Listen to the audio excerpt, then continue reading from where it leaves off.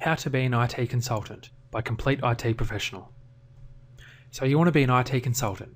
You've heard about these consultants, seen them in your industry and thought, hey, I can do that too. Or maybe even had no idea what they do and how they do it. So in this video, we're going to cover what they are and how you can become one. So first of all, let's answer the question, what is an IT consultant? An IT consultant is someone who works in the IT industry, external to the company that they perform work for, and seen as someone who has expert and specialised knowledge of a particular area. Let's break this down. So works in the IT industry. There are many types of consultants out there, but the IT consultant is, of course, a consultant in the IT industry.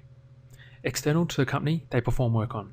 Generally, IT employees get paid by Company X to provide services or perform work for Company X. As you can see in the box on the top right, the employee is inside the company.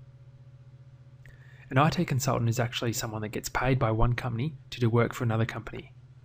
So in the example in the bottom right, you can see they're paid by Company X, but they provide services from Company Y. Expert knowledge in a particular area. IT consultants are perceived to have expert knowledge in a particular area of the industry. This can often be only perception. Many IT employees have specialised knowledge and can easily transition over to the consulting role. So the main benefit of being a consultant is a variety of work that you can perform. Consultants are generally hired for a single project or multiple projects at once, rather than a permanent role. This means that once the project is over, the consultant's role is usually over and they move on to the next one. This might seem like a bad thing for someone who's never experienced this before, but I believe it's a great benefit. I've been consulting for years, and this is the part I like most about it. You really get to experience working for different clients, different projects, different industries, and different people. It all builds towards your overall experience and knowledge in how to be an IT consultant.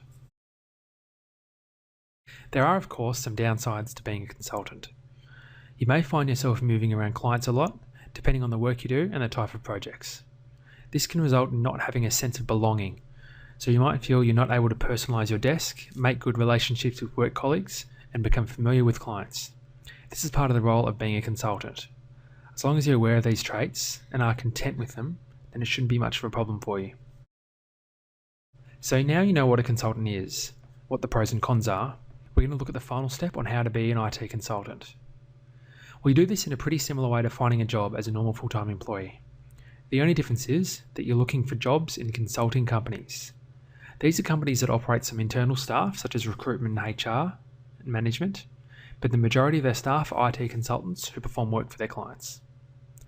Depending on the area where you live, there may be a variety of IT consulting companies. Some of the big companies, such as HP, IBM and Accenture, would have consulting areas. There may be others in your country or city that would also fit. So you start by looking for jobs on your preferred job hunting site. I'm from Australia, so I've used Seek in the past. You look on these sites for IT consulting roles. You submit your resume, get an interview and land the job. Sounds pretty easy, right? Well, I'm sure you have a desire for career improvement and high motivation as you're watching this video, but I'll go into detail on this topic in a future post. So when you get a job in the company of your choice, they'll start by sending you out to a client site, companies that have agreements with them to supply IT services.